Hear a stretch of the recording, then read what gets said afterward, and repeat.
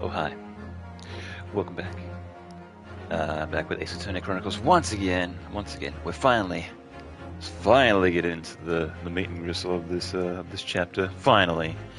I think I was like 4 episodes leading up to this point where I'm like, alright, come on, where's the court case? Where's the court case? And finally, we are starting, so... Yeah, so last time we went into the details, we investigated the crime scene over and over, we meet with Gina, and we're going to be representing her in court. And also our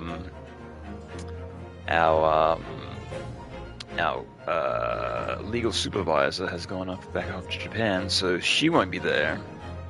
Apparently, unless she's decided, no, I must stay, I must help you, I must represent you, etc., etc. I don't know. See how it goes. And yeah, okay. Let's get stuck into it. Sure.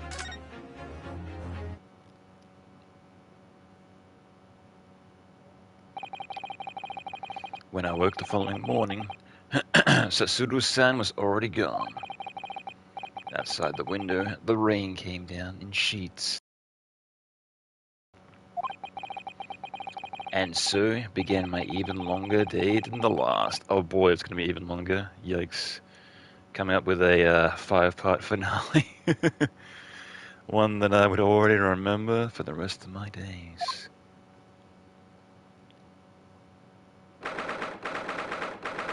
'17th April, 9:32 a.m. The Old Bailey Defendant's Antechamber. Good morning, Gina. I'm determined to prove your innocence today. I'm sure we can do it. So where's your friend then? Sorry. You know, in a fancy dress. Sasurio, however you say it, I don't know. Ah, Mr. Soto had to leave early this morning. She was already gone by the time I woke up. Yeah, because she was gone, her boat left at 4 in the morning, if I remember correctly. You alright with that, are ya? Forget about me if you like and go see her off. It's fine. Yeah, she would have already gone, hours ago. What? What time is it right now? Yeah, she would have left 5 hours ago. As long as there's no Mr. Ciro and I might meet again, one day. Even so, but you, Gina, you only get one chance. This trial today is all we have. Good morning, you two. Oh yeah, she's here. Yeah, I was assuming that she might be my legal assistant for this case, or at least try to help out. I don't know if that'll be submitted, but okay. We'll see how it goes.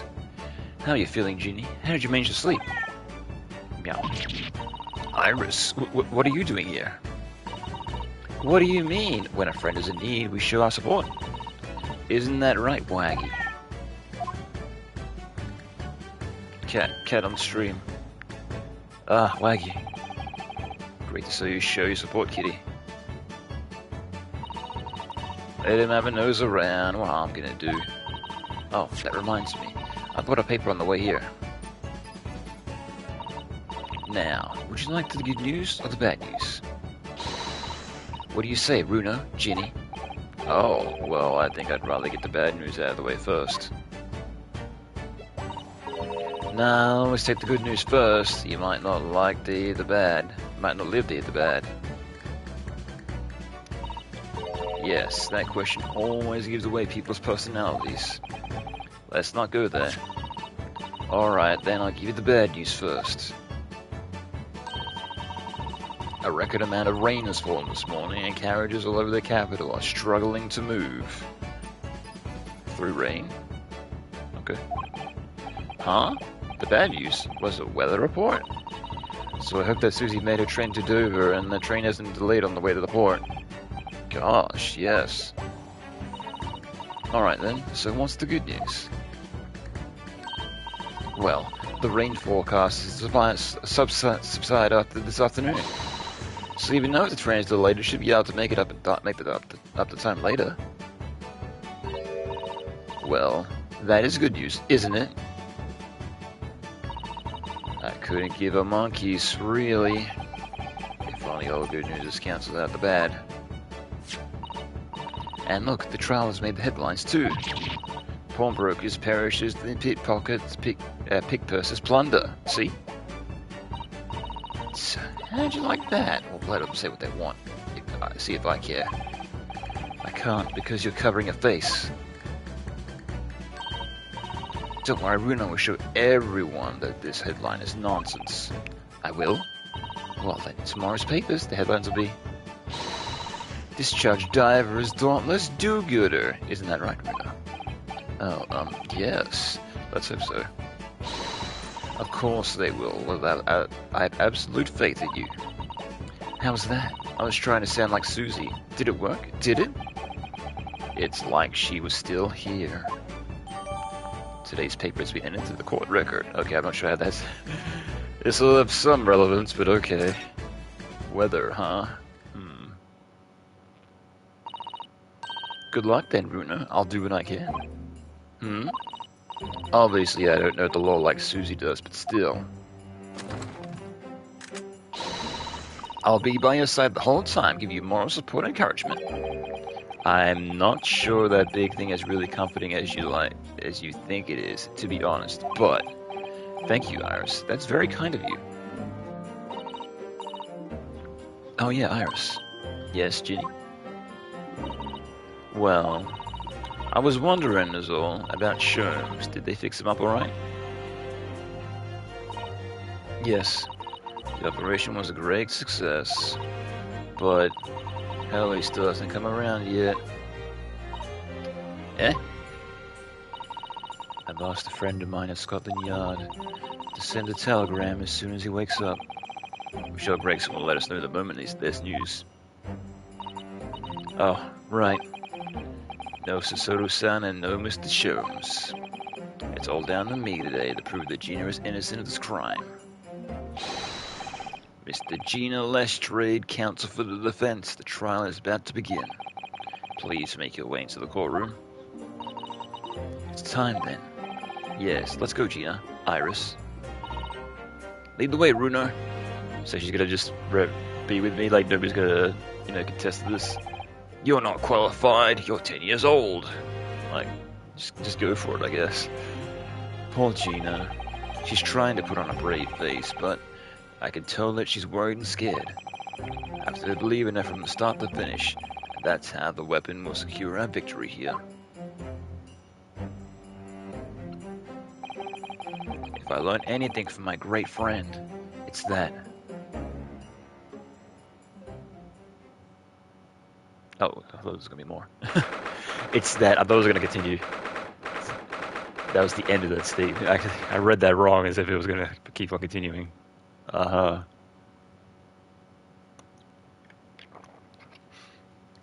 17th of April, 10 a.m., the Old Bailey courtroom. Excuse me. Oh, okay, so he is here in the last case. The defendant, same one. Because I'm sure that happened in other attorney cases where the defendant, the defense was a different person in the last court case, but I'm same guy. In the name of the Majesty of the Queen, I hereby declare this court to be in session. This trial shall determine the guilt or innocence of Miss Gina Lestrade. Now I call upon the counsels for prosecution and defense to declare their willingness to proceed. Okay, so we get to see who the jury is for this case as well. The prosecution is ready. The defense is ready. Oh, the prosecution, my bad. Sorry. Where to the defense? Lord Van Zykes, my lord. Remind me, how many years ago was it that you withdrew from the public prosecution service? It was some 5 years ago, my lord. Yes, and then 2 months ago you resurfaced somewhat unexpectedly, and here you are again today. Maybe you might be like, a challenger from a far-off land. This seems interesting, right? I just got bored of it. I mean, like the same shit day in and day out. It's all too easy, but here's something a bit interesting. There are some circumstances of which the court should be aware have led to this erratic behavior. In what one might describe as your former life 5 years in the past, you dealt exclusively in matters concerned with the highest echelons of society and government. Really? Yet today you choose to try a simple case of burglary and murder. I confess I find it more than a little befuddling, counsel.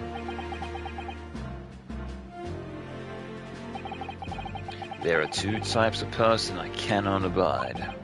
Firstly, those wealthy scoundrels who hide behind a mask of philanthropy to cheat at the public at large. He means Mr. McGillard, who defended against the Reaper 2 months ago. Yes, I just about managed to work that out, thank you. Mr. Magnus McGillard, if I'd known what a monster he was, I never would have defended him. And secondly, even more loathsome, those wily scoundrels who masquerade as allies owing to the effect of total betrayal in the final hour. In other words, the confidence tricksters from those tiny islands in the Far East, the Nipponese. I think we're trying to like pull out something like, you know, something real quick, trying to like slide the system. What? Did he really just say that? He means you, Runo. I actually managed to work that out too. Thank you, Iris. Total betrayal? What are you talking about? That torrid look of hatred in Lord Van Zyke's eyes. Was that directed solely at me? Or was he talking about all Japanese people? A little bit racist. An alarmingly scathing explanation, Lord Van Zyke's. Still, the jury welcomes the return of the so-called Reaper of the Bailey, feared by all London's malefactors. Your lordship is too kind. Now, jurors, the 6 of you have been selected at random to represent the will of the people in this trial. Who we got? Oh, we got two returning. Oh, and I know that guy at the very end. Yeah, he was the guy on the run, right? What the fuck? How's he here? I know we got 4 returning people. Oh, and the old person is now a doctor. The old guy is now a doctor for some reason. Huh. Yeah, but the guy on the very end was the guy who fled his country, right? And that he that the lady was dressed as that we missed before, right? Way back in case number 2. Are we ready to hear the evidence placed before you and determine the guilt or innocence of the defendant? A former lieutenant in the British Army here, don't you know? Chaps like me were born ready. Clean crockery, clean cutlery, and clean conscience. His lordship's motto is very appropriate, I think. Everything will be stereoscopic in the future, absolutely everything, and I'm ready for it. A stereoscopic enthusiast, perhaps. Interesting. All that comes into this trial, so selected by random, huh? Very specific. I just don't understand it. I can't have left it in there. It's not possible, but could have.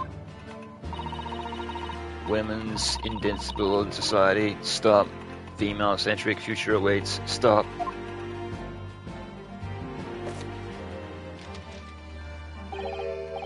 Good day. I'm visiting London for sightseeing. I would like to take a bus to the Crystal Tower, please. Yeah, he's like not even of this country, so how did he get randomly selected? Weird. Is something wrong, Bruno? Oh, not exactly. It's just... if I'm fairly sure I recognize these Jews, almost all of them, in fact. Yeah, all of them except for one, right? Really? Funny coincidence. Do like that do happen from time to time, don't they? But it's quite strange the Jews are chosen at random from London's 6 million inhabitants, you know. It's like someone gets chosen twice in like a 2-month period. So I'd be led to believe, but something tells me I'm being duped. Very well. Now, Lord Van Zykes, the court calls upon the prosecution to introduce the facts of the case. As you wish, my lord. Allow me to begin with a word of warning to the ladies and gentlemen of the jury. In short, there has never been a more self-evident case of cold-blooded murder.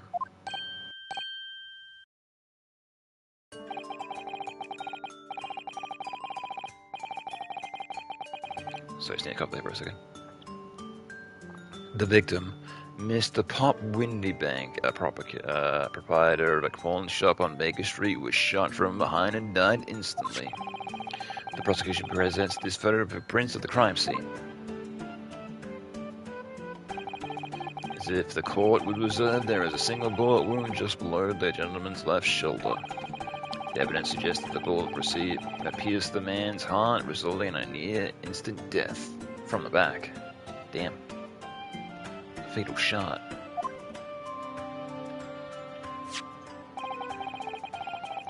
Moving on from the findings of Scotland Yard's coroner, his report states that the bullet entered the body on a rising diagonal trajectory. Okay, so from below. Wait, what? How did that work? If it happens from below, how did it go forward into the heart? Unless it was kind of slanted. Not like that, but like that. Huh. And what's that supposed to tell us? It means the victim was likely shot by someone significantly shorter in height than himself. Someone like the accused, you might say. Oh. The prosecution wishes to present the autopsy report and the crime scene photographs as evidence, my lord. Indeed, the court accepts. Hand them to the bailiff, please. The autopsy report has been entered in the court record. The crime scene photograph has been entered into the court record. I now ask the court to turn its attention to the plain establishment where the incident occurred. Okay. Need a sketch and everything. The proprietor was found in the storeroom where he kept these articles pawned to him. Oh, okay, so that's the storeroom, and the other room is the main the store, right? Yeah, makes sense. A windowless room with a single point of entry. A door to the main shop that was found locked. Oh, that sucks. Kind of where's it? Cut and closed and locked case. What's the term? Cut and dry case, locked and closed. You know what I mean. It's there. It's similar, but still, I just can't put the words to the ideas that I have in my brain. Cut and no, that's not it. Shut and closed case. Yeah, something like that. In this sealed chamber where there's only two persons present. The victim, Mr. Windybank, and the accused. Anything people can hide in? Any doors in the floor? Anything large in there that they could hide inside? It may further interest the court to know when the accused was discovered at the scene. She had in her hand the gun used to fire the fatal bullet. And what she happened to just pass out herself? Doesn't make any sense. Well, there's that then, isn't it? Nothing more to say. Isn't that great little girl pickpocket anyway? She's one of those filthy drabs that live in the slums in the East End. Oh well, it was only a matter of time before she got blood on her hands then. What did she was waiting for? The girl's guilty as hell. We can't jump to conclusions here. We mustn't assume her guilt because of what she has to do to survive.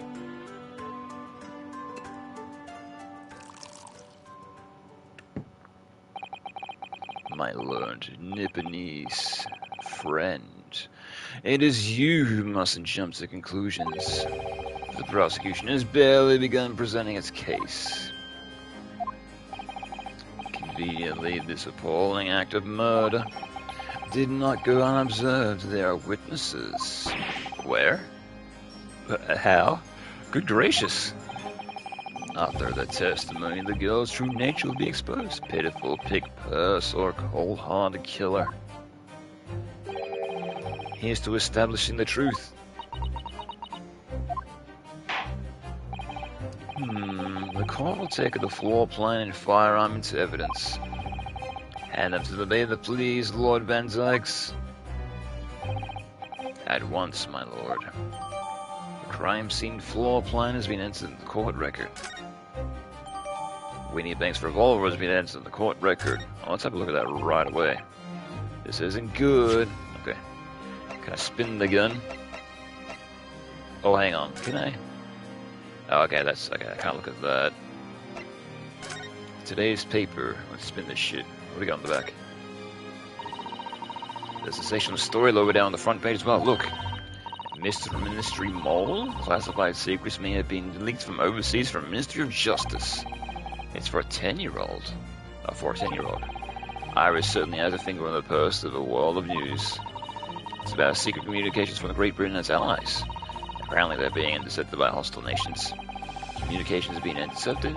But how would somebody be doing that? That's the question, isn't it? I've come up with 3 different possible methods so far. Are you looking for a new career, Ruler? No, of course not. I wonder... Perhaps this is what Lord Stronghouse was talking about yesterday. Yes, it could be. And it could explain why Greg's was running from pillar to post at the moment. Ah, so I got updated, alright. So that'll probably come in later. I'm not sure how, but alright.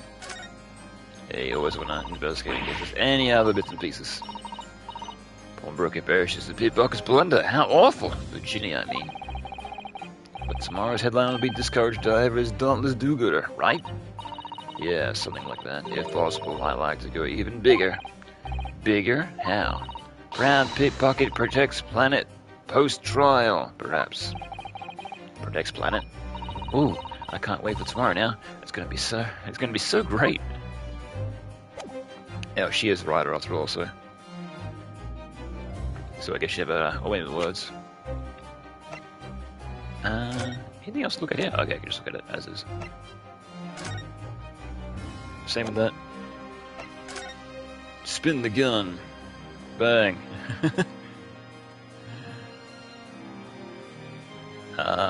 Nothing notable. I was thinking maybe some stains in or something, but no. This is Mr. Wendybank's gun. The cylinder is completely empty. Mr. Wendybank always used to keep this gun on hand to cut to the shop counter. Yes, but only ever with a single bullet loaded. I understand. That's right. To keep all the pawned articles and wares that were in his safe care. But one bullet was fired that night, and the poor man lost his life. Was he protecting his shop, I wonder, to keep the articles safe? You hate for somebody to come by like a regular and spot the gun on the counter and like rob the place with the gun. Interesting. And then fire the gun at nothing and then run away. Once you've got your goods. Alright. I can look at it again. Why? Oh, it gives me the exact same dialogue. Thought there might be some extra text, but no. Okay. I feel like the mood here has turned very gloomy all of a sudden, Runa. I think that's because it has.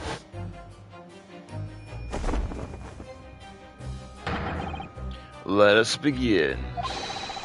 Bring forth the witness of the foul murder of Mr. Pop Wendybank on the 16th of April this year. Yeah, I'm thinking it might be one of the 2 characters that appeared at the end of... Was it the 4th? No, at the very start of the 4th case, there was 2 characters that appeared, and they never appeared again, so I'm assuming they're going to appear in this case. Yeah, they randomly appeared for a brief period, and then they pissed off, so... I'm assuming it's going to be either of them. Oh no, these are completely 2 different new guys. Weird. We made 2 character models for this tiny bit, and we're never going to use them ever again. Strange. Witnesses, state your names and occupations for the court. The name's Nash Sulkin. Occupation is baddie, professional baddie. That's not good news for you.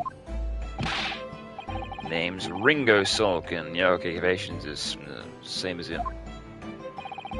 Tobias Gregson, Scotland Yard Inspector. That's right. What they call the three Sulkin brothers. What? You know, he's not a part of this. Huh? What are you looking at me like that for? Don't lump me in with you lot. Cold blind, that's cold. Don't you know what we're getting for? What we're going through? It's a lot older, bruv. Lost contact with them, we have. So we're scouring every shady corner of the capital. Apparently there's a third brother. He's like trying to keep him a stand-in. And then last time we came across you, the very spirit of the bloke. Ain't that right, Ringo? It is, Nash, it is. Very spirit of him. So we decided this is what we're gonna do. We're gonna call you Big Bruv Sulky. Come on, leave it out, you two. Sulky Sulkin? And there's running the chips. Well then, Inspector Sulky Gregson. I beg your pardon, my lord, but the name's Tobias. What I would like to know, Inspector, is what you are doing here in the witness stand. The Sulkin brothers are currently under arrest, my lord, on suspicion of theft. Thieves, are they? These three? No, my lord, beg your pardon, but please don't lump me in this lot. 2 nights ago, these two brothers illegally entered an establishment with intent to burgle. And in the course of their nefarious activities, they came abroad in a far more sinister crime. By Jove, you mean to say what an extraordinarily coincidence? Indeed, my lord. While attempting to burglarize the pawnbroker, they witnessed the proprietor's murder. Nice crate. Order, order. The various trespassers of these brothers are not suspected by today's proceedings, though they will naturally face trial in the near future. Like I said, they're doing another trial later on for attempted burglars. So they're doing a crime while also perhaps shedding a light on this case, and also maybe also doing this crime. With your lordship's permission, I'd like to remain in the stand to keep these gents in the straight and narrow. Of course, Inspector. Skeptical I am as the caliber of the witnesses, I won't permit them to take the stand. And Mr. Sulkin, you will now testify before the court. Describe the evidence of the night in question and what exactly you saw. Happy to. Because a Sulkin's never sulkin. Oh, skulkin. Skulkin's never sulkin. I see the skulkins, not sulkins. My bad. Get out of it.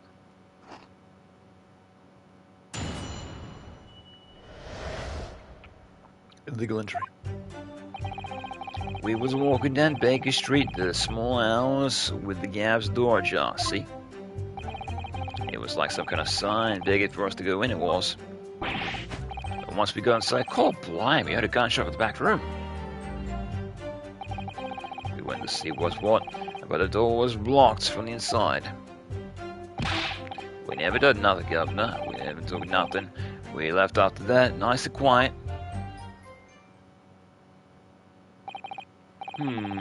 Terrible coincidence, it will seem. At the precise moment these miscreants entered the property, an even more sinister crime was afoot. Excuse me. Oh, my throat's getting dry already. My God. How long have we been going for? Like half an hour?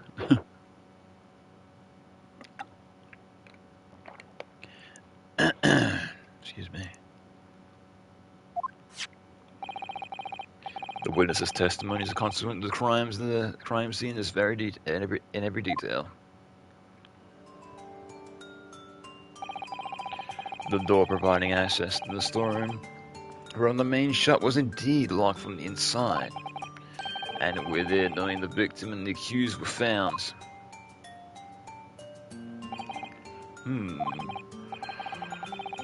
I must say, it does appear to be an overwhelmingly simple case.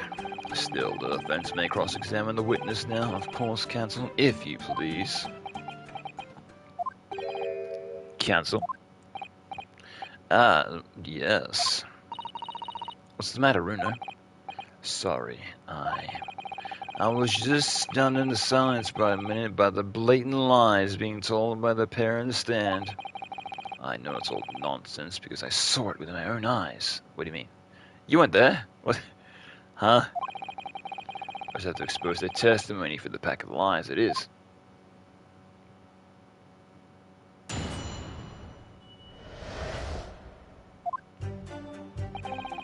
It was walking up Baker Street in the small hours, and the gas storage opened ajar. I see.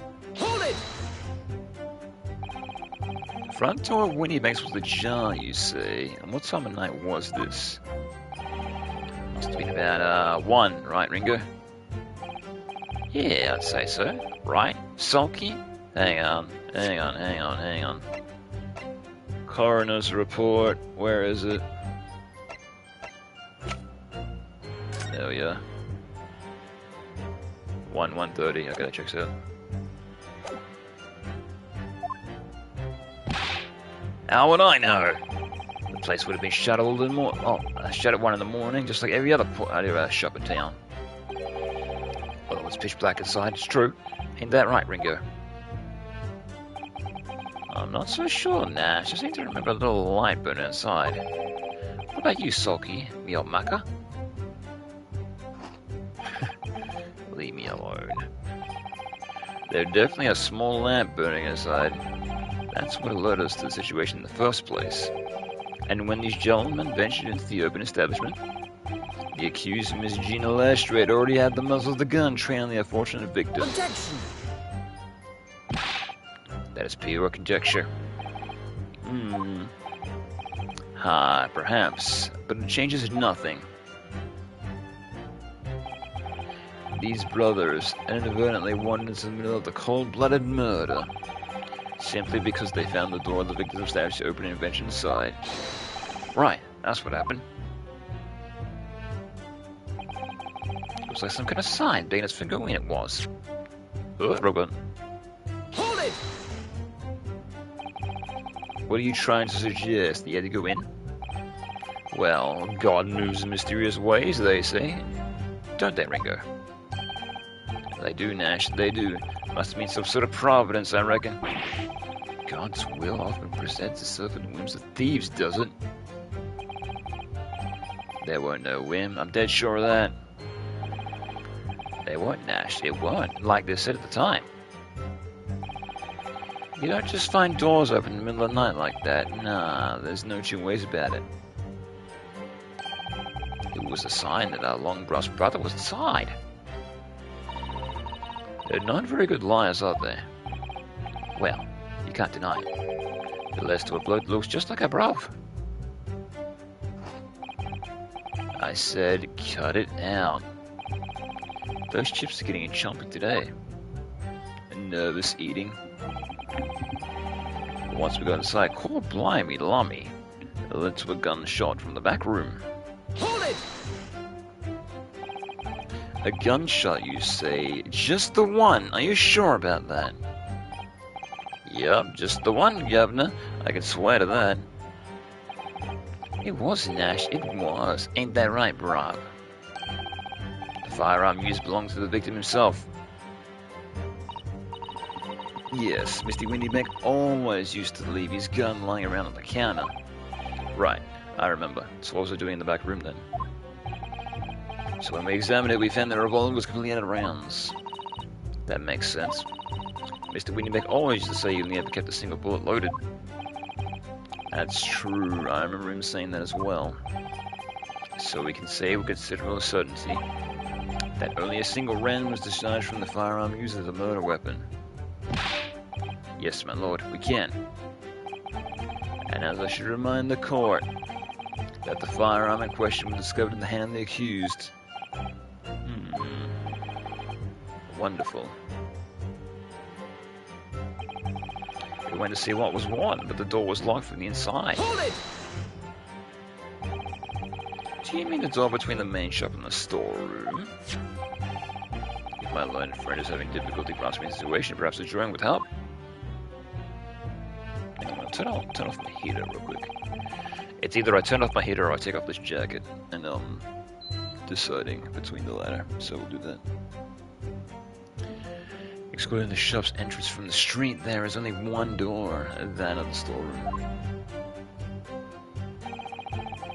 Because there is only one little oil lamp burning and not much to see by.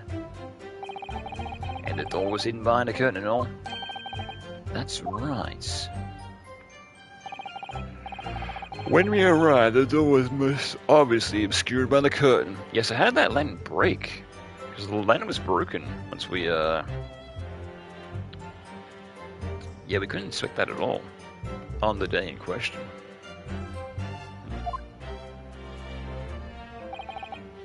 Tell me, why exactly did you try to pry open the door? Eh? Any normal petty thief would just run around as sort of a gun, run at the sound of a gunshot, I think. Oh, well, your turn to rabbit, Ringo. Well, Nash, yeah. Suppose you'd have to say we ain't normal? Broadly speaking, humans don't respond in one and two ways of hearing a gunshot or scream. The timid flee grit my fear while courageously investigate to see if they might help. These gentlemen of the latter inclination, my Lord Nipponese friend, it would seem, is of the former. Alright, somehow I just proved that I was a coward at night. Thank you, Countess. So, I believe we all understand that the door was locked and cannot be opened. Proceed, witnesses. We never done nothing, Governor. We never took nothing. We just left after that, nice and quiet. Hold it! You didn't do it or didn't take anything, is that your story? Well, it was Bethlehem soon as, weren't it? It was, Nash, it was. Didn't even time to put me dukes at Lucy Lockett's. What's that referring to? Didn't have time to pull out me dukes at me Lucy Lockett's. I'm not sure. I'm not sure what the phrase is referring to, but okay. So, no time to take your hands out of your pockets. You just left it nice and quietly, you say. That's right, Governor. Nothing to have more than hate, more than violence, peace and love, and nibblers we are, not bludgers. We are, Nash, we are. Never even pulled me dukes out of me Lucy Lockett's. I'm guessing Lucy Lockett's is referring to pockets. I've never heard that phrase before. So clearly you'd like us to believe. Eh? Come again? As you fled from the pawnbrokers that night, you did not run into anyone else? And did you not fire a gun at that person? Yeah, that's alright. That was also the bullet, that was in the front of the store, right? Saints alive, they fired a gun, you see. Ah! Blimey, Governor. You ain't telling us. It was you in the doorway. It was. Why, the bleeding Nora. You ain't mentioned that before. You were armed with a gun. You were armed with a gun. And as you fled the scene, you fired that gun. At London's great detective, Sherlock Sholmes. They shot the great Mr. Sholmes? I did hear that, actually. There was a rumor that he'd been rushed to the hospital. The great Sholmes? That's the Beyond Pale. That's right, because that was two silhouettes that kind of like dashed out of there, so I'm guessing that was them too. Ah, I see, I see. On the night in question, this pair were arrested by the police within minutes to discover the crime scene. Excuse me. Their suspicious countenance rapidly gave them away. And when searched, a firearm was indeed found in their possession. Yes, they didn't do it, but they were there, just coincidentally. Furthermore, the barrel shows signs of a shot having been fired from it. The prosecution invites his lordship to examine the firearm recovered from these brothers. Does he have a different make of a gun? Yes, indeed. The remnants of powder around the muzzle, as you say, counsel. The court will hold this weapon as evidence. I reckon we expect that right away then. Do that. Now, my learned Nipponese friends. Hang on, 1 second. Have a look at that gun right away. Gun 1 and gun 2. Whoa, bang. Can't find anything out of place. Oh, that's it? Okay. Well, there might be something more, but no. That's it. This is it's a revolver, but it's a different make of a revolver. Okay. Yeah. More of a compact gun. Yes. Oh, excuse me. Ugh, I don't know why I'm yawning so much. Ugh, I just woke up like an hour ago. You know what you need to do? Drink more water. Yeah, I think that's like an ongoing, like... There was like somebody that I knew that used to do that every single time that somebody would have complained about something. It's like, oh man, I got a headache. Oh man, my shoulder's sore. Oh man, my back aches. They'd just be like, drink more water. You just need to drink more water. You need to drink more water.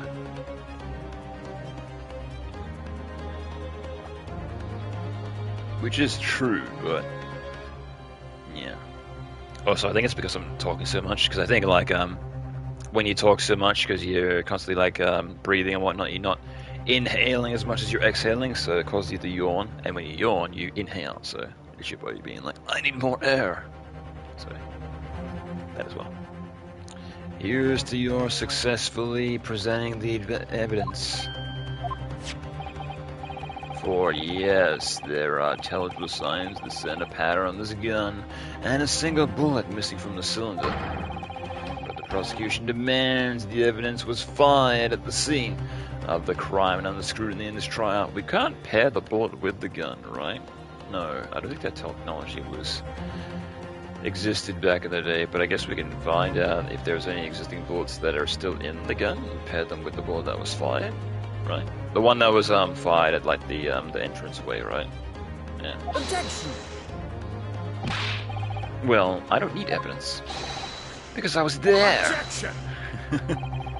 However, the rest of us in this courtroom were not. If the defense fails to provide evidence in support of this rash claim, we shall have no choice but to test your incompetence and move on. Evidence that these two fired the gun before they left the Winnie Banks that night. The court demands that all claims are found with clear proof. What evidence shows that these witnesses unloaded a firearm in the pawnbroker's shop that night? This armband. No. No. Blood samples, no. Manuscript, no. Pawnbroker's ticket, no. No. Today's morning paper.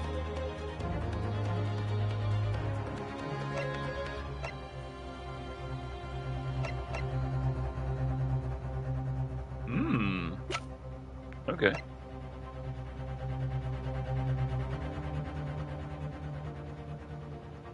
Redemption ticket, let's have a look. No. What was the one? There was one with blood on it, right?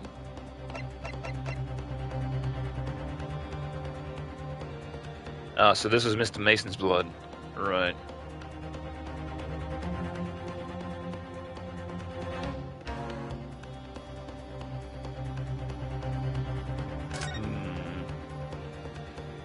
Yeah, that doesn't prove anything though.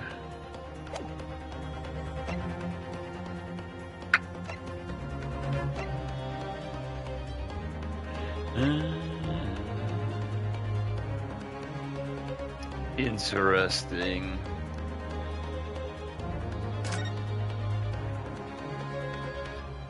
Oh, it wouldn't be this. I'm not sure why I'm looking at this.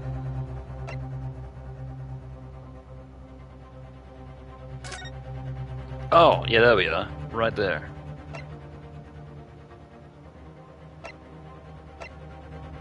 Oh, unknown blood type, right? Yeah. Oh yeah, this was Thrice Fry's Mason's blood, right? Yeah. And blue. Ah, yeah, so that means someone shot this person, and then someone was shot here, right? Yeah, so it'd be this, right? Take that! The evidence is in this portfolio. What? What on earth do you have there, Counsel? During the course of our investigations, we discovered a number of bloodstains. Not trusting the police to do their job, what they're trained to. How arrogantly and Nipponese of you. Well, anyway. We analyzed all the blood samples, found the record of the results in this portfolio. And we also took photos, apparently. And you claim to have the evidence in this court demanding that they're in? Yes, my lord. No more dallying then, Counsel. Present the permanent evidence at once. What do you have in your portfolio that proves that these witnesses unloaded a firearm at the scene? Easy. Right there. Oh, it'd be this one, right? Yeah. It wouldn't be this one, and it wouldn't be this one. It'd be this one. Yeah. Take that! What is that? Explain. It's a photographic print taken at Whitney Bank's pawnbroker in the day of the incident. From the scene of the crime, is it? Is that a bullet hole? And my eyes do not deceive me. It appears to be a bullet is still lodged there. Yes, as your lordship noticed. The bullet pierced Mr. Whitney Bank's calendar. The date showed being the 16th of April, the very day of the pawnbroker's death. The incident occurred 1 hour after midnight, but indicates a separate shot was being fired sometime after the calendar had been set to the 16th. That's right, and while it was irrefutable, the defense believes that there's credible evidence that the witnesses did fire a round from their gun at the pawnbrokers that night. Blah. Was he literally like rip it off at the stroke of midnight? Order. How does the prosecution stand, Lord Bad Sykes? Yeah, because what day is it right now? It used to be the day after, it'd be the 17th, right? Hang on, can we go all the way back up? No. Oh no, we can't. Oh, it's kind of lame. It kind of like stops after a while. Kind of go all the way back to the top. Yeah, it sucks. Because at the very start of the court case, it's like 16th to 17th of April, 3:30 p.m. Yeah.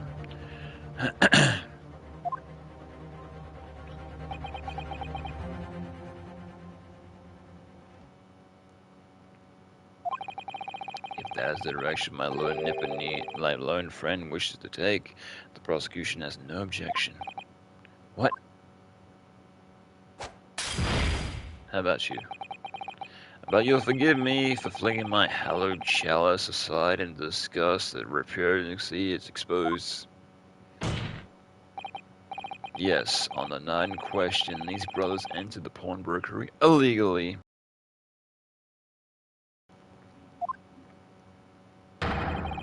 And like the bold baddies, they claimed to be opened fire on the new arrivals before fleeing back onto the street. Take it easy there, governor. I got a lance in the soup. Yeah, thanks for agreeing with my statements. We had a deal. You ain't gotta get into the details. Tell him, sulky. Set the bloke straight. I have nothing to add. So he knew, did he? Van Zykes knew their testimony would almost certainly expose the intent of their crimes. It would seem now that I owe my lone Nipponese friend a word of gratitude. What do you mean? What I mean is that you helpfully confirmed an important fact. To what fact you refer, Lord Van Zykes? As this has been established at the point of their arrest, a single shot had been fired from the brother's gun. However, if that shot found its target at Mr. Sholmes,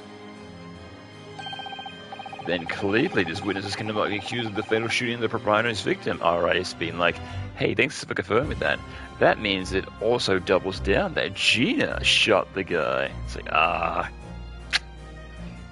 see, clever.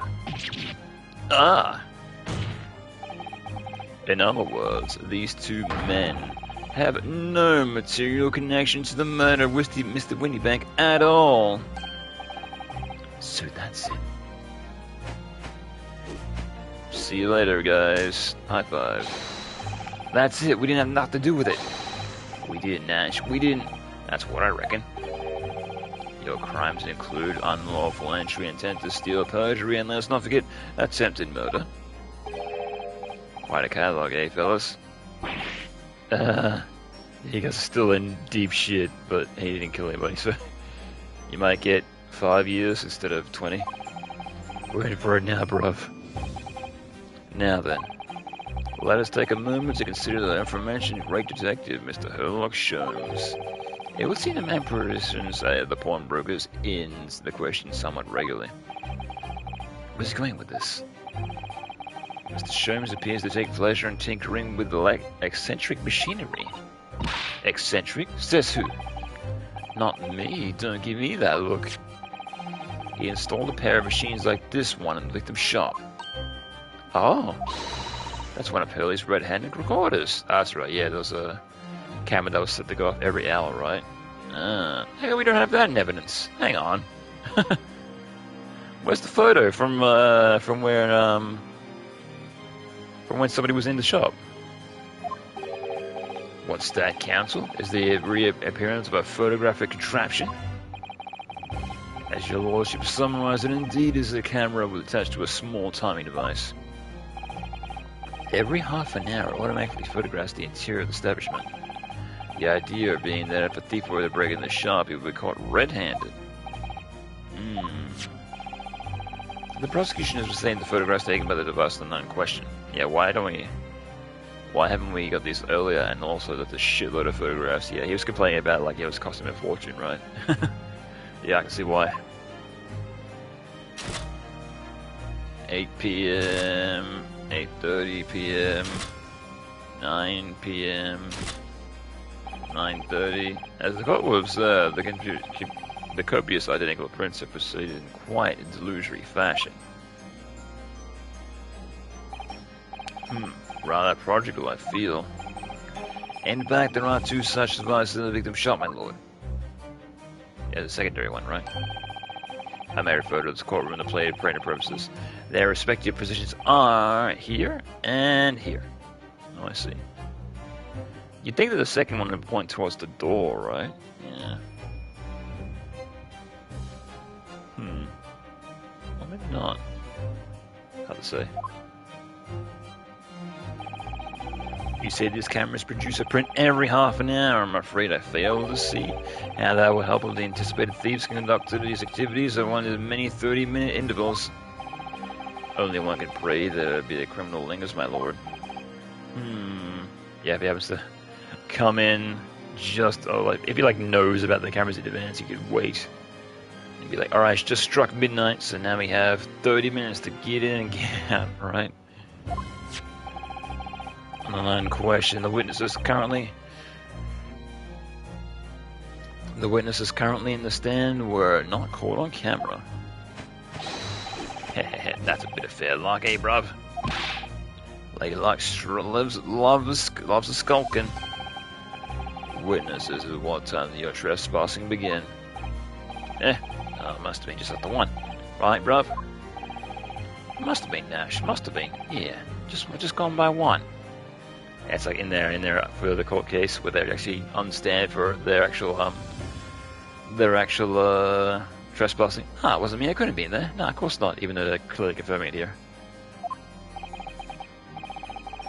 In which case, minutes before the brothers entered the establishment. What scene might we expect to see within the shop? Let's examine the evidence. 1 a.m. Oh, there you go. Oh, shit. That's not good.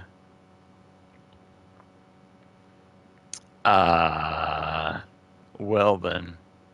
Good lord. It's the defendant, Miss Gina Lestry.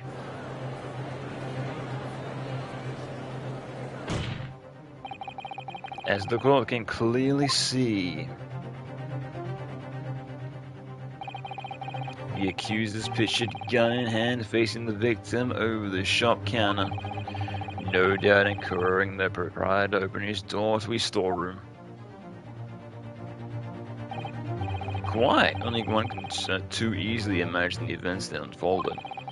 The court will now take this photographic print as evidence, if you please, counsel. Photographic Gina has been entered the court record. Now can I flip it, or can I just look at it? Now we get our fair bit of evidence in this case. 2 more and we'll be maxed out.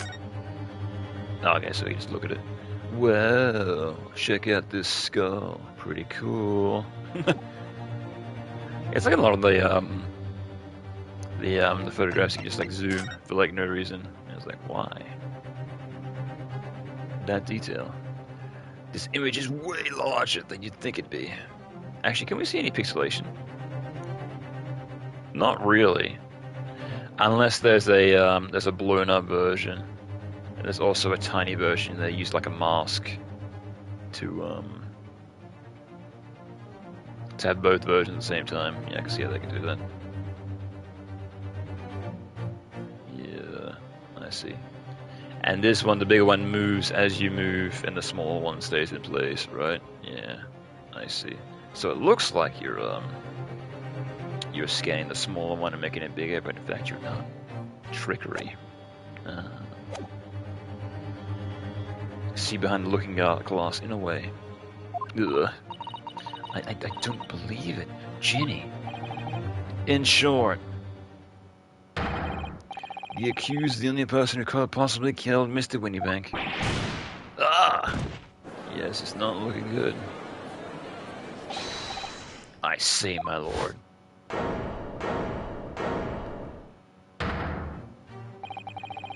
I wonder if I might put a word in at this point.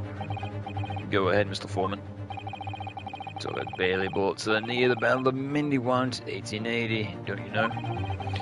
Decorated for it, an old man and forced to retire from the service, sadly. Of course, milk never outshone some exploits of chaps like us on the battlefield. Yes, Mr. Foreman, and what exactly is your point?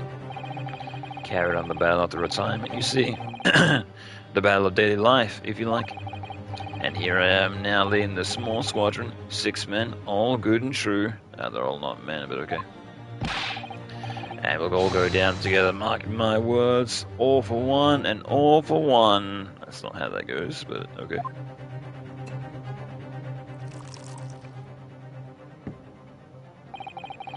The ladies and gentlemen of the jury have reached their agreement, have they?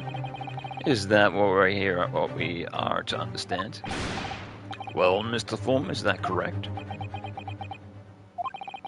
In the manner of speaking, yes. That is Garradeeb Squadron's position, sir. What? No, it's too soon to make it. Status report for the court, man. On the double. His lordship insists on the promptitude of all times, and that goes for making decisions too. I think you found the truth as clear as day now. You could reach out and touch it. I wouldn't have left it in there. I just wouldn't. But in all honesty, I can't actually remember. Situation clear. Stop. No room for doubt. Stop. Truth undeniable. Stop. Who is she messaging? Interesting. Yeah, last time she was typing on a typewriter, right? And now she's sending messages through, what was it? I forget that device's name. But I'm pretty sure that wasn't wireless technology. How does it work? Magic. Magnets, how do they work? I am very sorry for brothers. They are unlucky. Very well. I will now call upon each member of the jury to state his or her learning in this matter. Announce your considered verdicts to the court. Guilty. Guilty.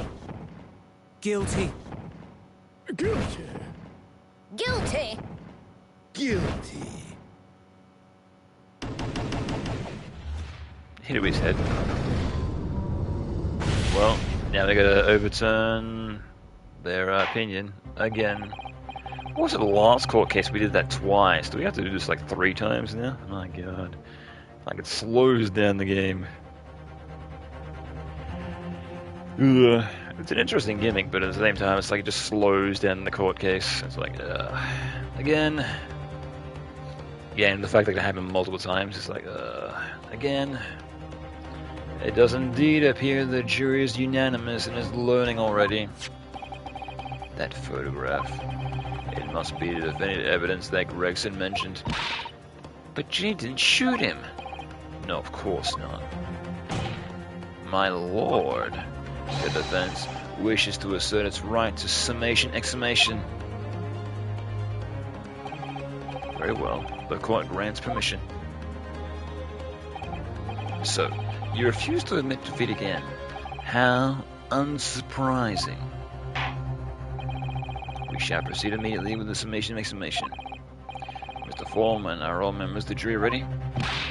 Absolutely. Absolutely, sir. Always ready for action, my chaps. Very good. Ladies and gentlemen of the jury, you will explain on what grounds you have determined the defendant to be guilty.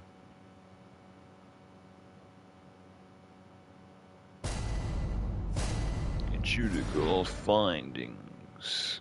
Yeah, you have to pit them against each other, right? Yeah. All the evidence clearly points the finger of this guilt of this young pickpocketing? Sure. As a housemaid, I would like to see all filthy eyesores promptly and rigorously eliminated. I think you'll find that if you look at that photograph in the stereo, the truth will just pop out. If I have left it in there, I should think that'll be repercussions by now. He's like thinking about like his surgery or like whatever he did, like just not too long ago. Huh. Like not even focused on the court case at all. Mind made up. Stop. Global radio transmission. A verdict to follow. Stop.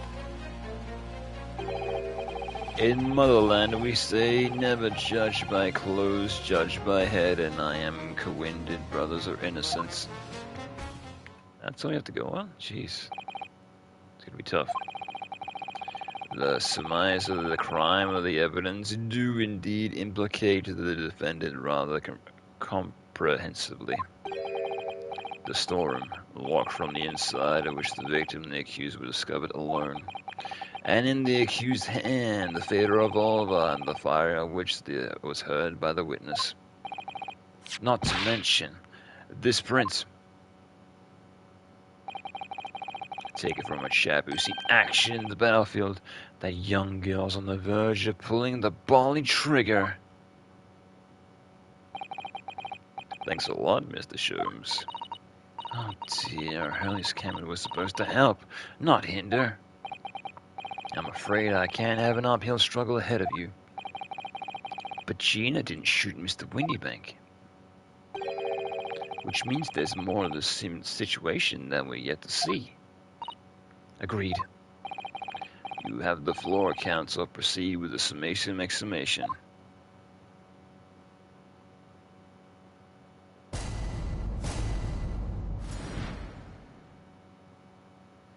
The defense's rebuttal. Okay, so we gotta find the two that are similar and pit them up against each other, right? Oh boy, okay. All the evidence clearly pits.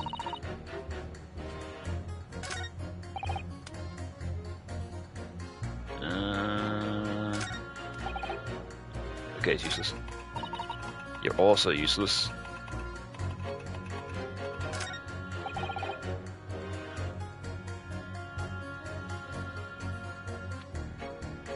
Judged by clothes, judged by head.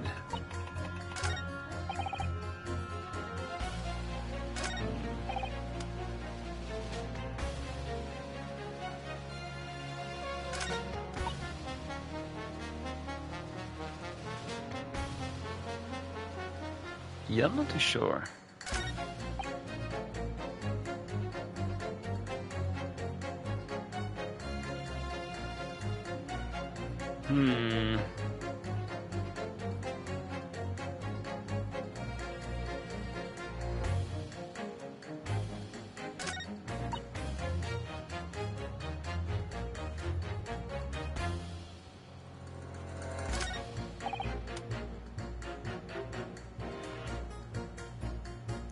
Oh, yeah, maybe this guy, maybe number 3 and number 1.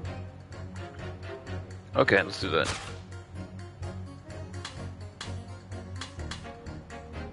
That's what I'm thinking. Yeah. Alright. Pit. Those two statements clearly contradict each other. Sorry, old bean, you can't accept that as squadron leader. What? All fighting for a common cause. You don't know my chaps know where they contradict each other. I concur, Mr. Foreman. You were afraid for any personal attacks on jury based on solely on your own frustrations, Counsel. The really frustrating thing is I thought I identified the genuine discrepancy here. There are a lot of questions characters in this Geocarity squadron. You might have to listen to what they have to say a few times before it starts to make sense. Yes, and press them on anything that's suspicious, and that's the way forward here. Oh yeah, I forgot you can press them. Fuck. Forgot. Oops. Duh. But still, they should be really labeled members of the jury as questionable. Right, I forgot you could press them. My god. Yeah, it's been a minute. Duh. Hold it! You're Mr. Natsumi's landlord, Mr. Garrity, aren't you? We really must stop being like this. Ah, you're that lawyer chap. Well, there's a turn up for the books. Yes, rather turbulent time you had back then. Some extraordinary events took place at your house, that's for sure. Luckily, Mr. Sherms and I were able to get to the bottom of it all. I think we did a rather lot for you, didn't we? I mean, obviously. I wouldn't be suggesting, therefore, you should change your loan to not guilty or anything. Can't be denied, I suppose. The curse of the Carradine household was the talk of town after that business. Well, I just moved down and I couldn't get a bally soul to take up the tendencies. Oh. Haven't had the heart to break the news to Joni yet. Bad enough that all girls clapped up. Yes, it can't be denied. He did a rather lot, but not for us, that's for dash certain. I suppose not. Of course. There can be no suggestion of being the reason that I'm leaning towards guilty here. Obviously. He's like, he's like bit biased because he like screwed his lodgings in that previous case. Yeah, I can't get anybody to move in, so I'm screwed. I'm not kind of trying to get back at you or anything. No, of course not. Obviously. But honestly, I really wish you'd pay more attention to the trial and less than juror number 2.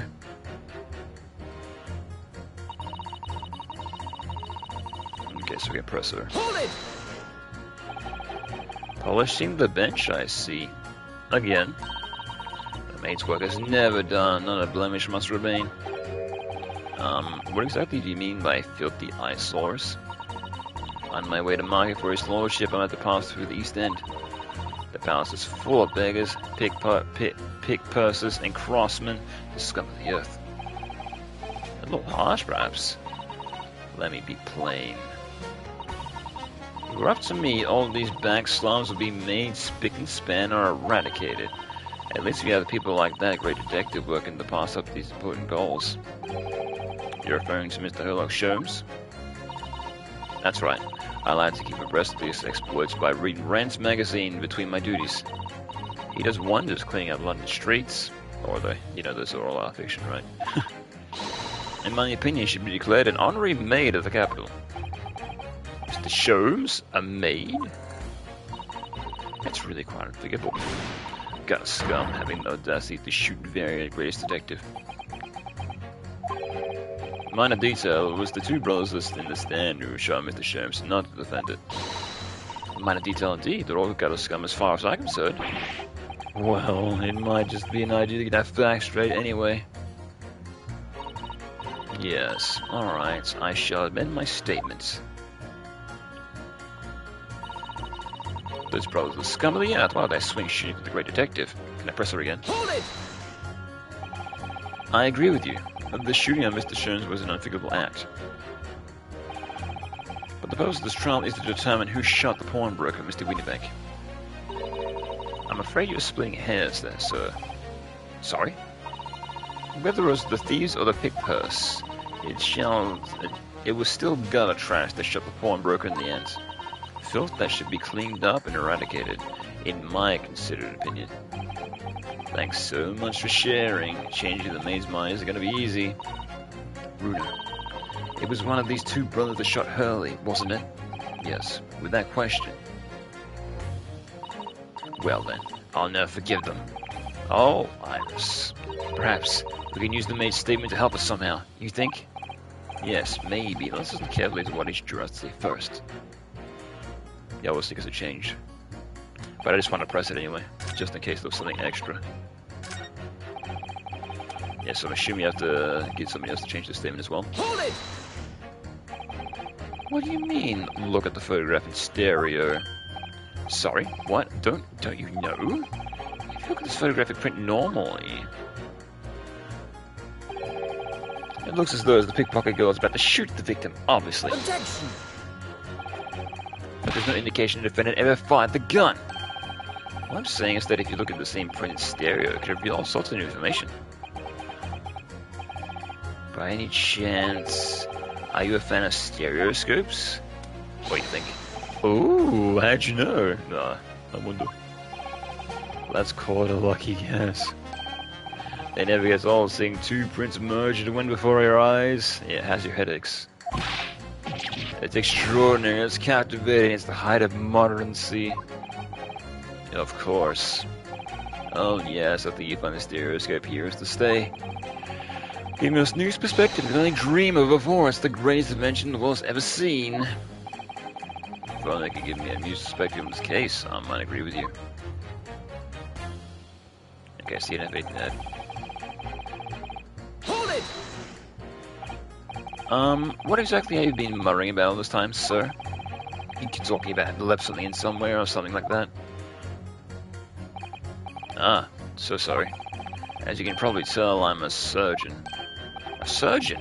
That totally passed me by. Of course, people conducting surgery in this country aren't considered to be doctors. Oh no. Even though me and my kind are the forefront of medical science. Real brains in the field. So, what is it that you think you left behind? Well, that's a little embarrassing to be honest. You see, I was operating on someone yesterday, standard thing, went in through the abdomen.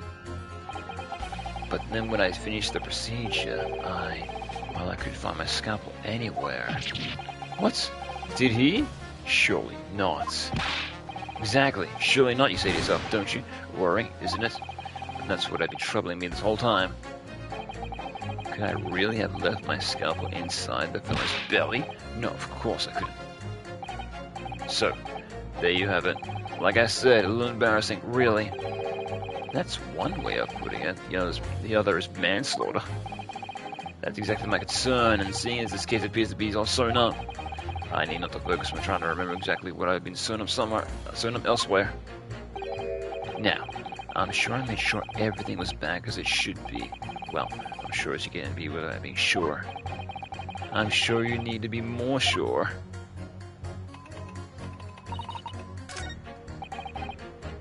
Yeah, okay, so he's purely useless.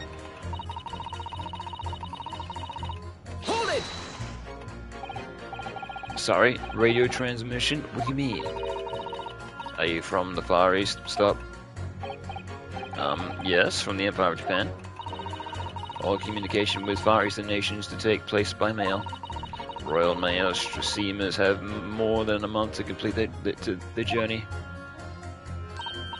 Ah, but now we have the electric telegrams, and they can send messages using electrical signals. Thousands of miles of cables have been laid along the ocean beds connecting the entire world. Thousands of miles of cable on the ocean bed? Makes my head hurt just thinking about it. You are well informed, young lady. Hehe. But cables will soon become a thing of the past. Stop. Not entirely. We still have cables. But still. To a point. We still need them. And just when I was starting to catch up. Radio transmission in the future, stop. Messages will be carried over airways of four corners of the globe, stop. Government excitement growing, stop. Atmosphere, electric, stop. It's just getting hype. Right, I'll try not to wear out your fingers. Errors of wire telegraph relay, stop. Driving electrical revolution, stop. And people saying inventions like a stereoscope with a high technology. What utter prattle. I can't understand it, I really can't. They're just silly toys. Oh, someone had some there. Ah, silly toys, you say. Excuse me. Juror number 3. Sorry to interrupt when you're obviously fuming, but... What? Do you ever have something to say about juror number 5's last remark? As if I couldn't guess. Oh, I bet I do. You better say that again. Go on, I dare you. Goodness, are you talking to me? I think it just might be, yes. You think stereoscopes are just toys, do you? Huh? Absolutely. I mean, really, a machine to view photographs in 3 dimensions. Why on earth will you just not use your eyes to look at the world around you? It's all 3-dimensional. What a great way to appease the man. No, I'm sorry, stereoscopes are of no practical use at all. You just don't know. Pardon? I think you'll find that viewing a photograph through the stereoscope can unlock all sorts of possibilities. I'm obviously gonna have to demonstrate. What sort of possibilities? Well, take a crime scene, for example. If you had a pair of photographs from a crime scene they could view through a stereoscope, it could reveal hidden clues you never noticed before. Oh, I see, yeah, because we got the cameras that's there and the camera that's there, right? So it's gonna take the 2. Because they both go up at the same time, right? So we're gonna take the 2 and be like, ooh, what's in the middle? What? Have you got any Runo? Any prints that we could look at with a stereoscope? Absolutely. Yeah, because we haven't seen the other photograph, right? Because why would we? How about this print here? It should do the trick, I think. This one. No, this one! Take that! Alright then, juror number 3. Are you saying that you can do this with any 2 suitable photographic prints? Of course I can. Very well then. I'll like you to demonstrate. I'll be delighted to. Just give me one more print and I'll amaze you all. Oh, I don't have the other one.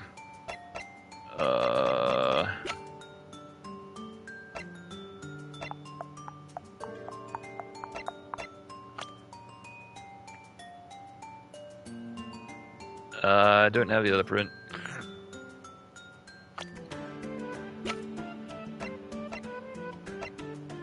The gun.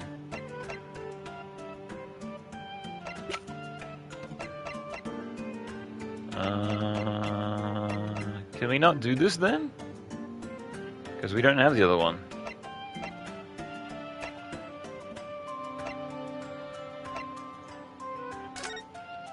Or is it? Hang on.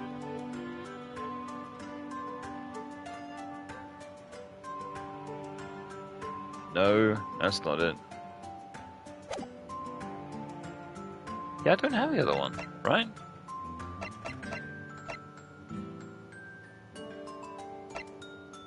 Or do I? No, that's the cat.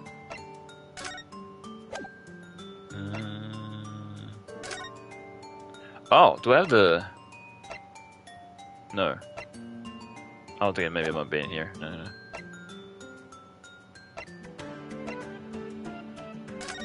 Case notes.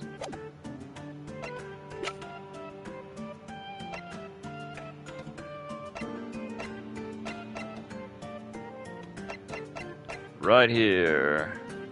Take that! Wait, sorry? What do you mean, one more prince? Oh dear, don't you have these in Far East? Don't you know how the stereoscope works? Runo, what? You need 2 photographs for a stereoscope, remember? You know, one for the left eye and one for the right. Okay, so I just keep, bulk with nothing, because obviously I don't know the other one. Oh, yes, I remember now. But the print we have from the pawnbroker is just a normal photograph. No, I think you'll find that the clue is in the name. It's a stereoscope, not a monoscope. We need 2 prints. Thanks for the friendly explanation. Well, if we obtain another print at some point later in the trial, we can always show it to this young man then. Aha! I think you'll find the know-it-all expression is really starting to annoy me. Let's get things back on track, shall we, Counsel?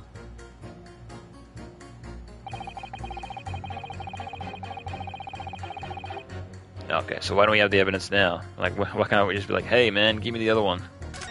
Because we got the first one, right? So... Okay, so can we press her again? Hold it!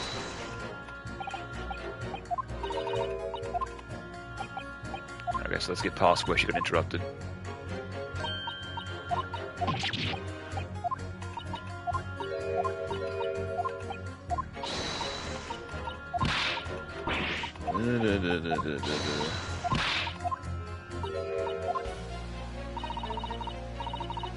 I really can't. Those silly toys.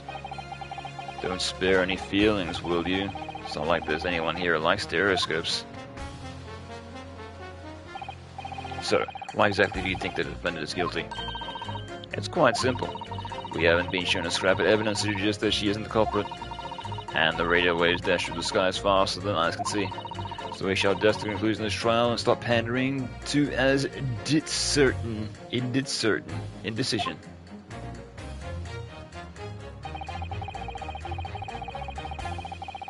Hold it! Please tell me you're not violent Bolshevik, the Russian revolutionary. Revolutionary? I believe there is such a rumor. And it's just a rumor. As you see, I have an unfortunate appearance. I look like your vicious criminal. Your words, not mine. I just want to point that out. People call me revolutionary, murderer, autocrat. And which glove fits? Good day. I am visiting London for sightseeing. I would like to take the bus to Crystal Tower, please. He needs a translating book. Right, so it doesn't sound staged at all. You'll forgive me for having my doubts. To be treated like a vicious criminal of this kind is too very painful. People do not realize. I have such sympathies for these brothers. People, they say they are criminals only because of how they look. The Skulkin brothers? Duh, maybe they went inside the pawnbroker's shop. Maybe they have done nothing wrong. That's all I want to say. The Skulkin brothers did nothing wrong on that night? Alright, well, first of all, that's one not so little misunderstanding that I'll need to clear up straight away. Tell me something, Iris. What is it, Bruno? The jurors are chosen at random for the even have in some London town, aren't they? Yes, it's amazing, isn't it? But if there's not living here, how could it be chosen? In that case, how is it that there's a Russian tourist sitting among them who looks for all the world like a revolutionary? I wish I knew. If I can't change the minds of more than half of these 6 jurors, and the trial will be over. But we know that Genie would never shoot anyone. Yes, we need to find contradictions in what these jurors are saying, and pit them against each other. I must be ready to go with whatever lengths I have to, and convince them that Gene is innocent. Alright, well now with these new statements, one contradicts the other one.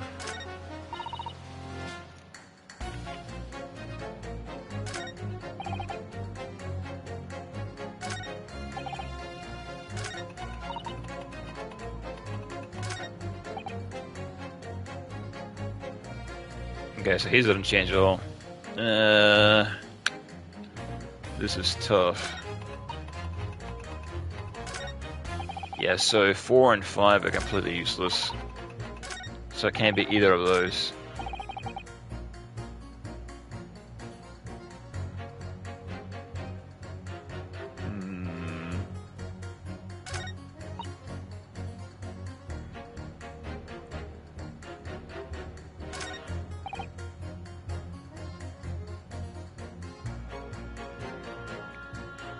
Oh, maybe 1 and 3, because he's saying like, yeah, all the evidence clearly states, but he's like, hey, all we need is something else, and then we can see, right? Yeah, and they're kind of doing like similar, like, and the other one's going, right? That might be a clue. Hold it! Oh, I didn't mean to do that. My bad. No! Shit.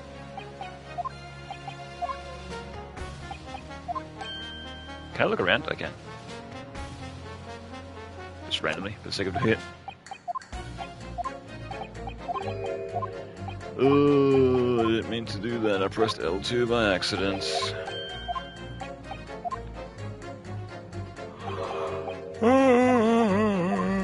Bloody hell.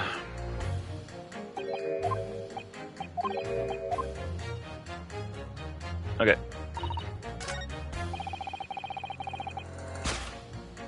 Pit you against you. Objection! These two statements clearly contradict each other. Sorry, old bean, can't accept that, old squadron leader. What? Okay, so that one's wrong as well. Yeah, this one's kind of tough. Alright, I'm gonna save for no reason. Not that I might lose this case or anything, but I'm gonna save randomly. Just for the sake of doing it, right?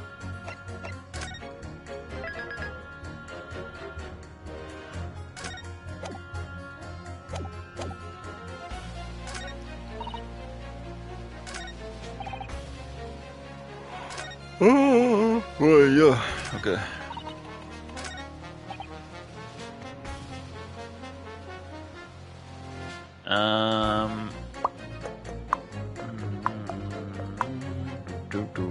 Do.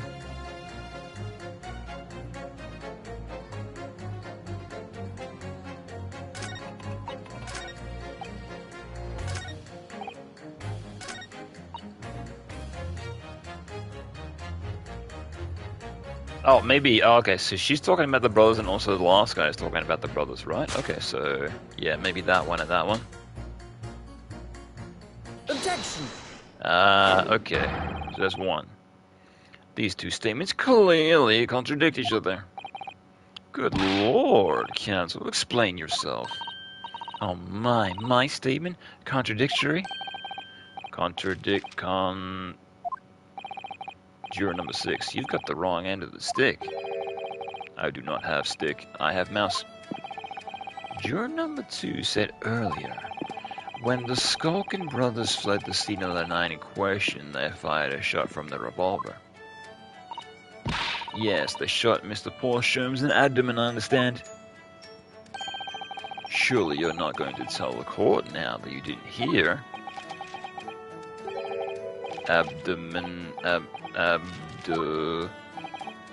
Sir. Sorry, my English is still learning. You are telling the court that you didn't hear. Forgive me, I did not hear. Here is word abdomen, part of a person's body containing a stomach and other vital organs. This is what you mean. You should say in plain English, I am Russian, I am not native speaker. Who thought it was a good idea to let this man be on jury again? So, You are telling me that these brothers who look like criminals were lying? They said before we never done nothing, but truth is they shot Detective. Duh. This is a double negative. Yes, that's exactly right. Lying is wrong, especially when I said my person looks like criminal. Coming from you, that seems surprisingly projected,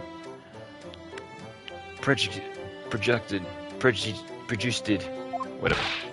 That means when they said we never took nothing, maybe it was also a big fat lie. Is this true? Well, according to the police report, no stolen goods were found, so... Enough. I trust no one now. It's not like the mouse's fault though, sir. I must see with own eyes. I must investigate crime scene myself. I'm afraid that won't be possible. Yes, it is, Bruno. Easily. Yeah, we got the map right. Sorry? With the prints from Hurley's red-handed recorder.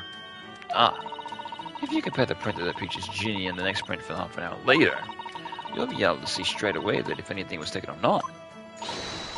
Cooey, Mr. Prosecutor.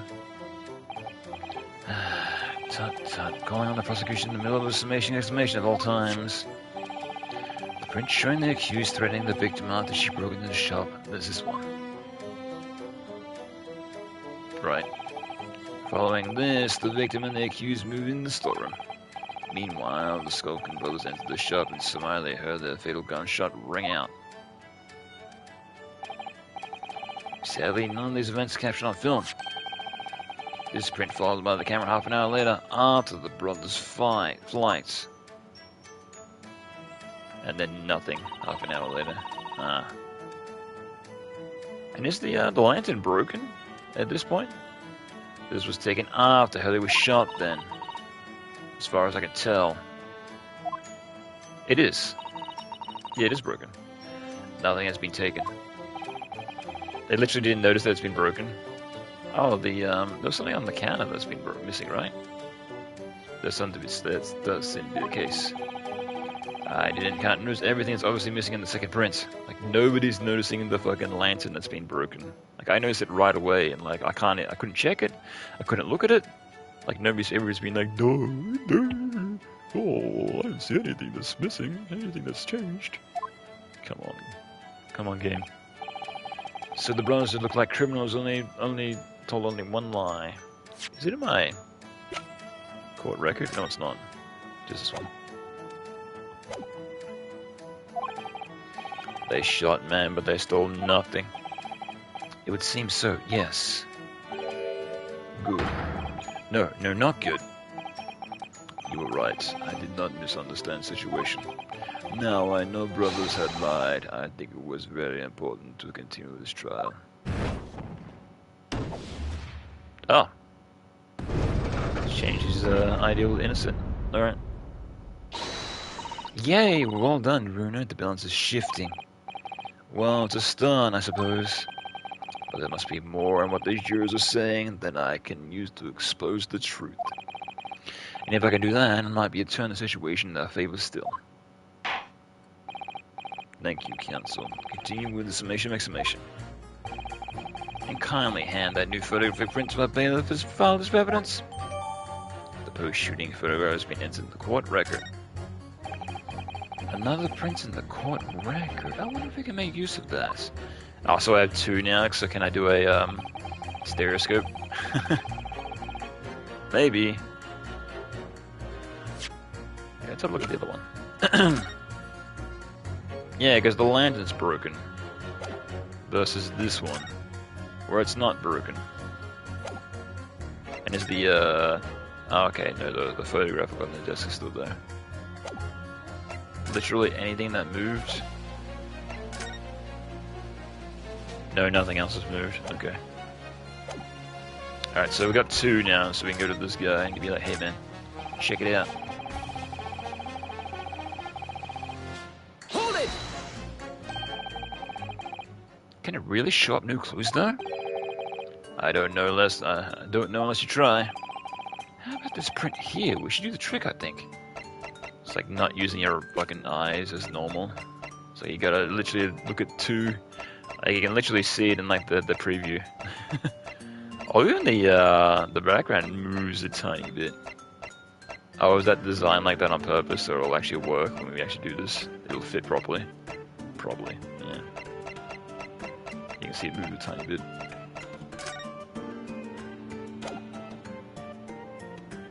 Take that! Alright then, juror number 3. Are you saying that you can do this with any two suitable for the Big Prince? Of course I can. Very well then, I'd like you to demonstrate. Yeah, maybe have one more. Take that! Alright, these two prints were both taken with the same camera in the Winnie Banks on an unquestioned. Yes, I see. Tell me, Mr. Lawyer, do you know how stereographic images work? Do you understand the principle? Well, I think so. I did have a lesson only yesterday. Yeah, I was gonna say we've been over this multiple fucking times, so... Do you get it? Do you get it? Now hold my hand, please. Hold my hand. The left and the right eye images need to be the same, only with a slight shift in positions of the objects. Yes, so the camera was in the exact same position, so this technically actually wouldn't work, but okay. We're gonna roll with it. Your brain merges the two images together inside your head and notices the shift or depth. Yes, exactly. That's a small shift between objects in the two pictures that's really important. So what happens if you use the two photographs for exactly the same thing? No, obviously that wouldn't work at all. Not for seeing three-dimensionally anyway. Oh. Ooh, of course. Now I see. Ah, I think the young girl discovered the secret. I have. You just cross-eyed. Can you uncross your eyes before you tell me? Have another look at these two pictures from Hurley's camera, Bruno. Go on. Alright, I'll do it live on stream. Hang on. This ain't gonna do shit, but I'll do it anyway. Hang on. I'm trying to do it. Oh, it's tough, because the two images aren't like the same. Kinda.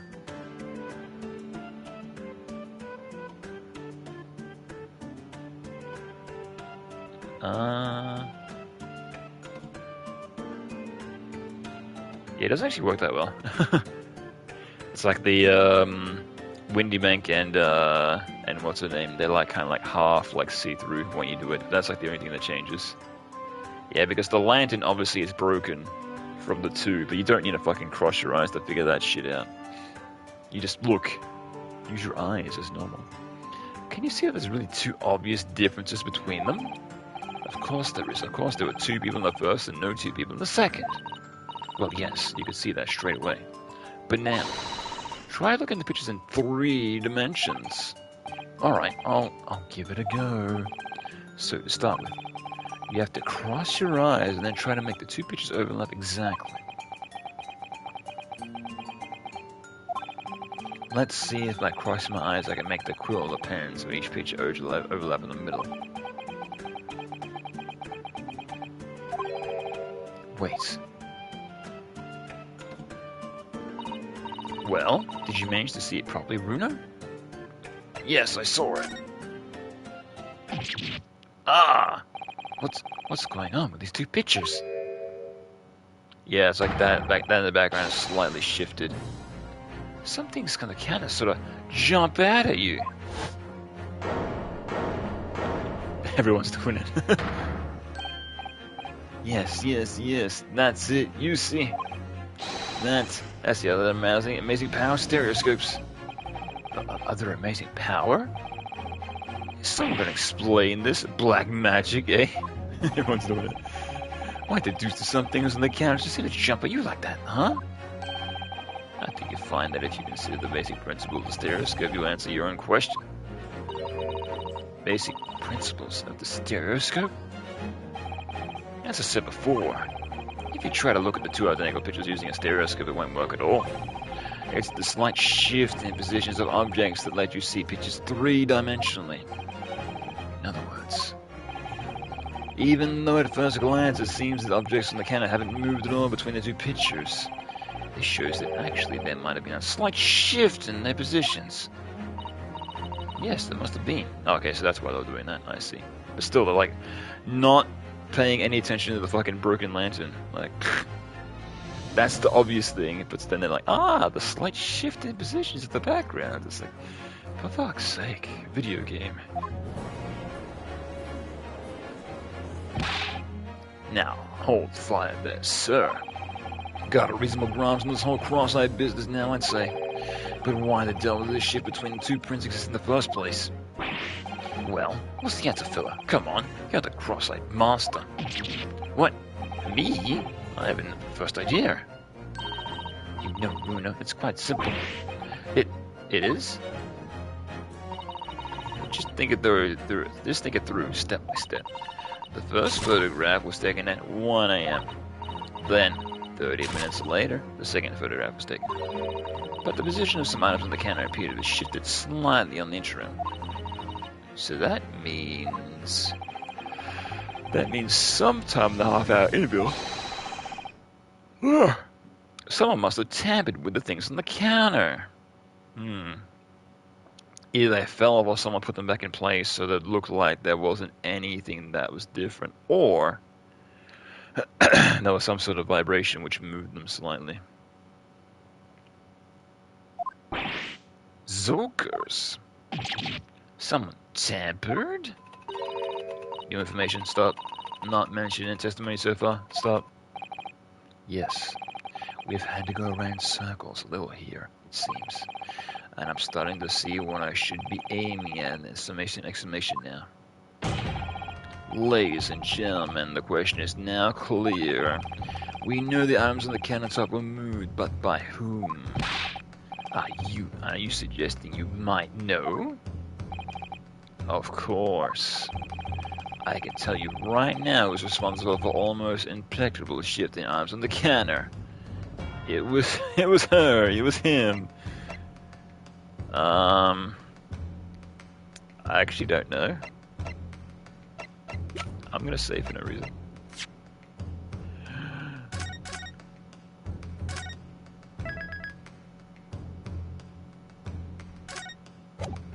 Hmm. 27, 26. You.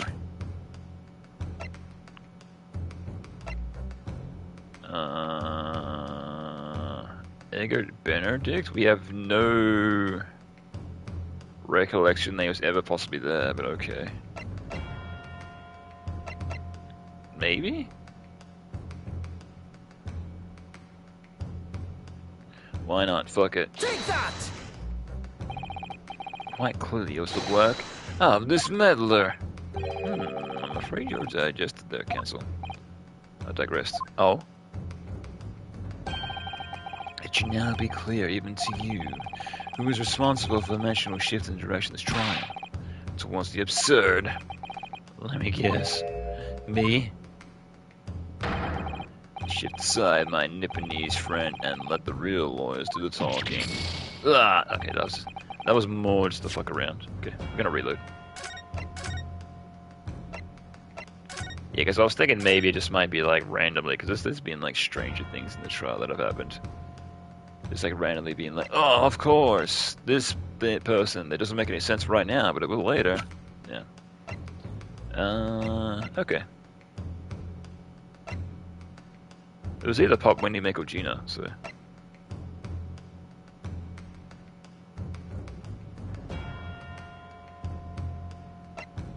Right? There's only 4 people in the shop here at this time. Well, unless it was these 2. Professional.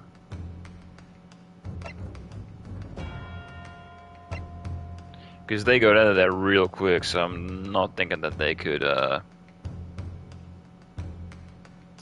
unless they were trying to steal them, and then they got caught, and they're like, oh shit, time to get out of here. Put it all back and dash out of here, right?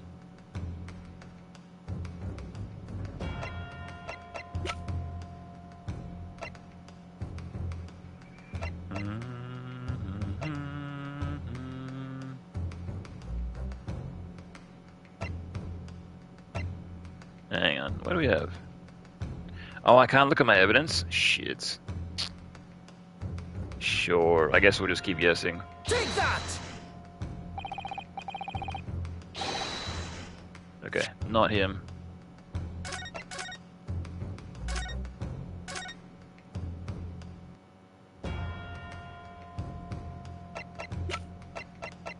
Take that! Okay, not her.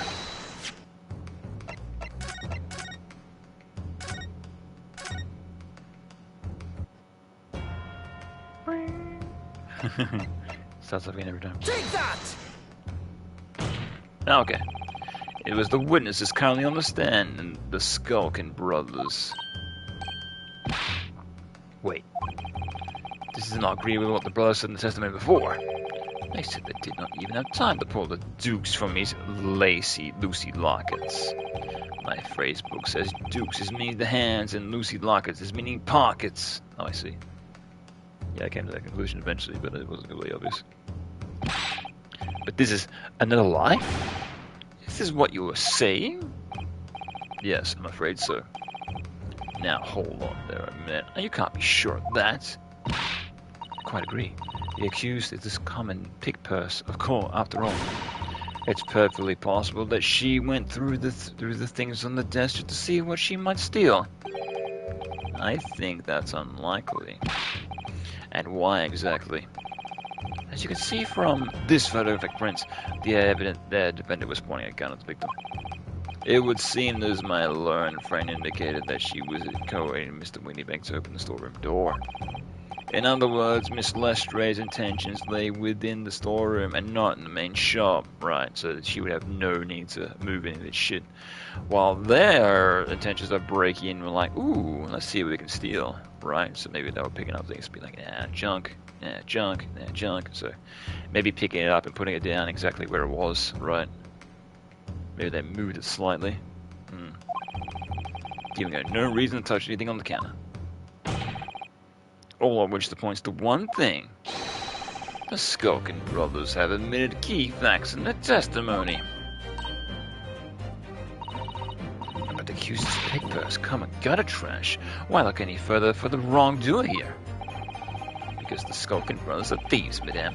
No better, in fact worse, than a pig purse. I believe that these brothers were looking for something on the victim's counter that night.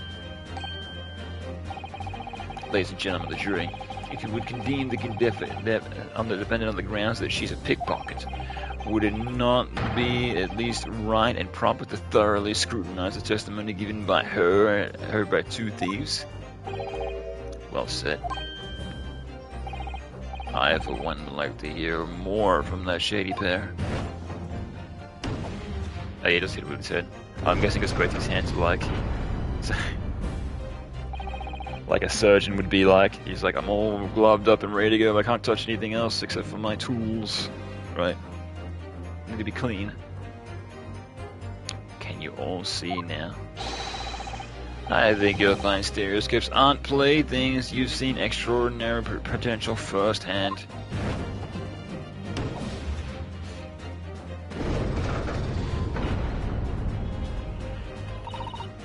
Highly agree, stop. Must purchase after trial. Stop. Will return home via Regan Street. Stop.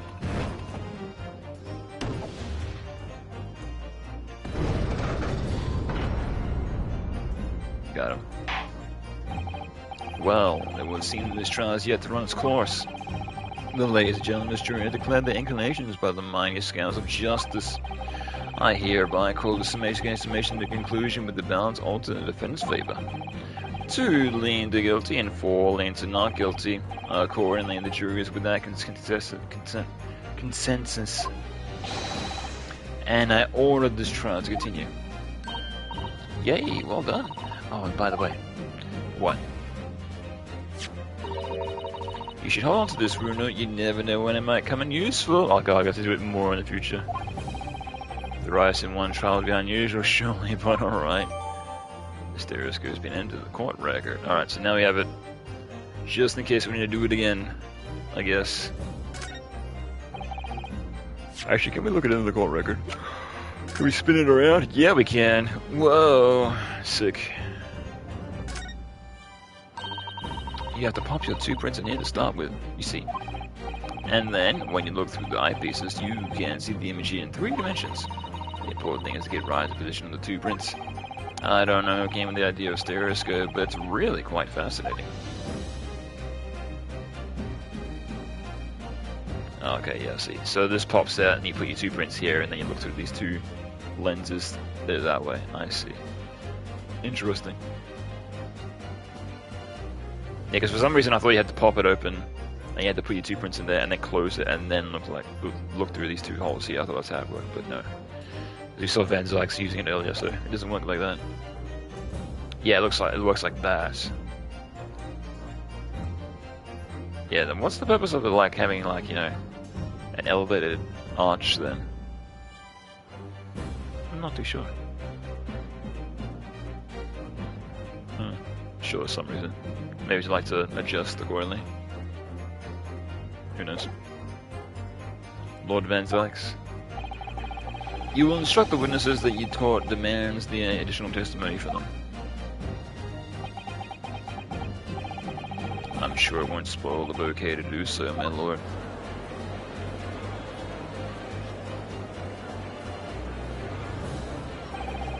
I won myself another chance to probe that pair about the activities that night at least, and I won't stop probing them until I've proven that Gina is innocent.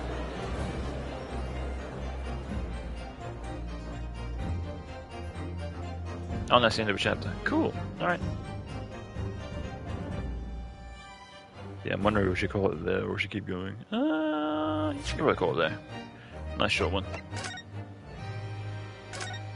Chapter by chapter? Sure.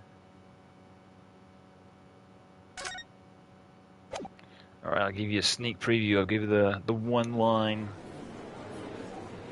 that we're going to see next time, but that's all you get. Order, please. Let us resume proceedings. Okay, that's all you get. So that's all you get until next week. Cool. Alright. Excellent. Cool. Alright, so that'll do it for now. Yeah, so they got chill for the rest of the night. Yeah, because I want to do some work on my my creative projects anyway, so that might be a good idea. Just do a nice short stream and then go do that. But tomorrow I want to do a stream of Inside, because I usually do Final Fantasy VII on Mondays, but let's take a break from RPGs for 1 week and let's do a playthrough of Inside. So that's my idea for tomorrow. So if you're here, if you're hanging around, I'll be playing that. So good to see you here. But if not, that's all good. You can always check my streams later in post. I'll do a little exclamation point there in the chat if you're watching this in the VOD. Of course, all my streams, well, not all my streams, but majority of my streams are uploaded on YouTube, so you can always watch them later at your leisure. But yeah, I'll catch y'all then. Until then, that's it. See you then. Goodbye.